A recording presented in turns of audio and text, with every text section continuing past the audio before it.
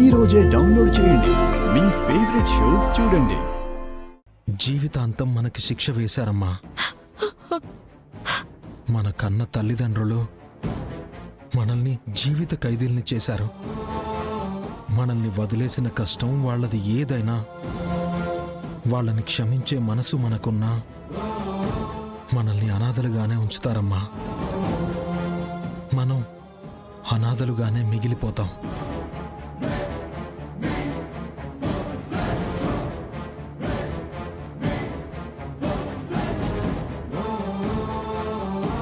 ఆ దేవుడికి కూడా మన మీద కనికరం లేదేమో అనిపిస్తుంది.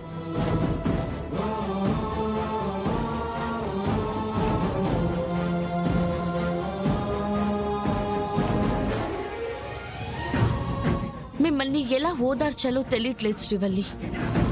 కానీ ధైర్యాన్ని మాత్రం పోగొట్టుకోకూడదనే చెప్తాను. మనకు అండగా ఎవరూ రారు, మనకి మనమే అండగా మారాలి. నిస్సహాయతకి లోను కావద్దు. ఇదొక్కటే నేను చెప్పేది. నేనంటే తట్టుకుంటాను దాత్రి. చిన్నపిల్ల, తనని ఎందుకు టార్గెట్ చేస్తున్నారు? అదే నాకు అర్థం కావట్లేదు కేదార్.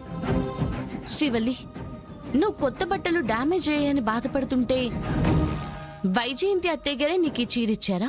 లేదు వదినా, ఆవిడ ఈ చీరతోనే లోపలికొచ్చారు. నేను ఎలా చిరిగిపోయాయని ఆలోచిస్తుంటే ఆవిడ కొన్నప్పుడే చూసుకోవాలి, అలాగే డ్యామేజ్ అయ్యుంటాయని చెప్పారు. నీకోసం చీర కొనడం మంచిదైంది, కట్టుకోమనిచ్చారు. నేను వద్దన్నా వినకుండా ఊరుకోనని భయపెట్టి మరీ నేను కట్టుకునేలా చేశారు. కేదార్, వదినంటే సెలెక్ట్ చేసి ఇచ్చారు, మరి నువ్వు కొన్నప్పుడు చూసుకోలేదా? మొత్తం ఓపెన్ చేసి చెక్ చేసిన తర్వాతే కొన్నాను దాత్రి. నేను తీసుకున్నప్పుడు ఏ డ్యామేజ్ లేదు. దీన్ని బట్టే అర్థమవుతుంది మొత్తం ఆవిడే చేశారు. కాచి ఏమైనా కనబడిందా మీకు? ఇప్పుడే వంటగదిలోకి వెళ్ళిందల్లుడు. తెలివిగా అన్నయ్యని పావులా వాడుకున్నారు. నేను కాచి అనుకొని పట్టుకున్నాను. శ్రీవల్లి మీద పిన్నికి ఎందుకింత పగ?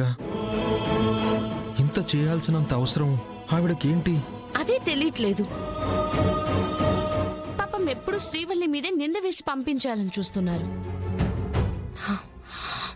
అదే బాధగా ఉంది. మీరు నా గురించి బాధపడకండి వదినా. నేను ఇక్కడుంటేనే నన్ను బాధ పెడతారు. నేనే వెళ్ళిపోతే ఏమీ ఉండదు. అది నిజమే శ్రీవల్లి. నువ్వెక్కడున్నా సరే నీకు అండగా మేమిద్దరం ఉంటాం. అవునమ్మా, నీకేం అవసరం వచ్చినా ఈ అన్నయ్య వదిన ఉన్నారని మర్చిపోకు. కౌశికి అక్క కూడా నిన్ను వదలదు. ధైర్యంగా ఉండు, సరేనా?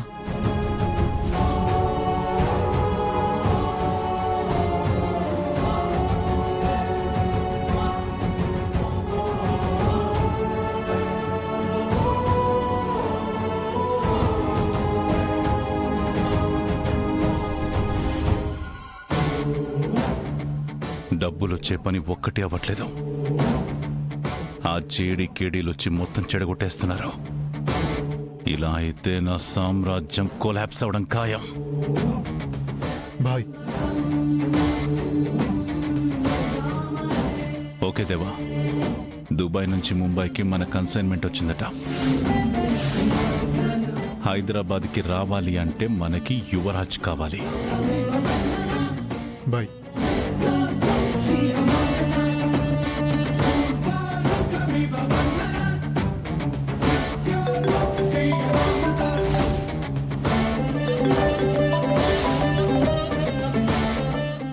యువరాజ్ ఏం చేస్తున్నాడో ఏంటో. చెప్పండి బాయ్. యువరాజ్, మంచి డీల్ ఒకటి వచ్చింది.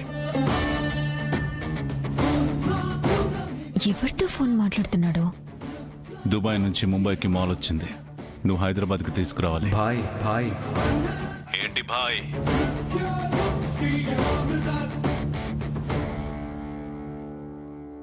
ఈ ఆపరేషన్ నువ్వు మాత్రమే సక్సెస్ఫుల్గా చేయగలవు. కాబట్టి నీకే చెప్తున్నా, నువ్వు వెంటనే బయలుదేరరా. రా. బాయ్ సారీ. Why sorry? ఇప్పట్లో నేను బయటికి రాలేను బాయ్. మీరు ఇప్పుడు చెప్పిన పని కూడా చేయలేను. యువరాజ్, వినండి బాయ్, మా ఇంట్లో వాళ్ళు నన్ను ఇప్పటికే వెలివేశారు. ఇంకోసారి మీతో చేతులు కలిపానన్న విషయం తెలిస్తే శాశ్వతంగా నన్ను ఇంటికి దూరం చేస్తానని వార్నింగ్ కూడా ఇచ్చారు. కొన్నేళ్ల పాటు నేను ఈ పని చేయలేను బాయ్. దయచేసి నన్ను వదిలేయండి. యువరాజ్, నువ్వు పులి మీద స్వారీ చేస్తున్నావు. ఒక్కసారి దిగావో ఆ పులే నిన్ను చంపేస్తుంది. అలా ఏం జరగదు బాయ్, నేను చూసుకుంటాను. ఏం చూసుకుంటావు? నీ వాలకం చూస్తుంటే అప్రూవర్గా మారిపోయే ఆలోచన నీ బుర్రకు వెలిగినట్టు అనిపిస్తుంది. నన్ను ఇరికించే ప్లాన్లో ఉన్నావా? బాయ్, నా మైండ్లో అలాంటి ఏం ప్లాన్స్ లేవు బాయ్. నేను ఎప్పటికీ అప్రూవర్గా మారను, అలా ఎప్పటికీ అనుకోను. నన్ను నమ్మండి బాయ్. నమ్మాలంటే నేను చెప్పింది నువ్వు చేయాలిగా. చెప్తున్నానుగా బాయ్, కొన్నాళ్ళు నేనేం చేయలేను. ప్లీజ్ బాయ్. No please Yuvaraj. నువ్వు ఇప్పుడు వెంటనే రాకపోతే దీని రిజల్ట్ ఏంటో నీకు రుచి చూపిస్తా. టేస్ట్ చేశాక చెప్పు. Bye bye bye bye.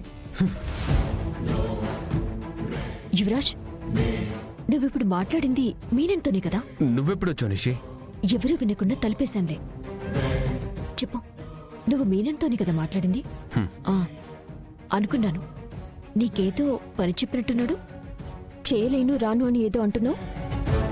Work ఇస్తున్నప్పుడు చేయొచ్చు కదా. అర్థం లేకుండా మాట్లాడకు నిషి. ఆ వర్క్స్ అన్ని రిస్క్ ఫేస్ చేయాల్సినవి. అరే, ఏ పనిలో రిస్క్ ఉండదు చెప్పు. అతను చెప్పిన పని నువ్వు చేయకపోతే నేనేం చేస్తాడోనని నాకు భయంగా ఉంది. మనం ఏం రిస్క్ లో పడిపోతామోనని టెన్షన్ గా ఉంది. అలా ఏం చేయలే నిషి.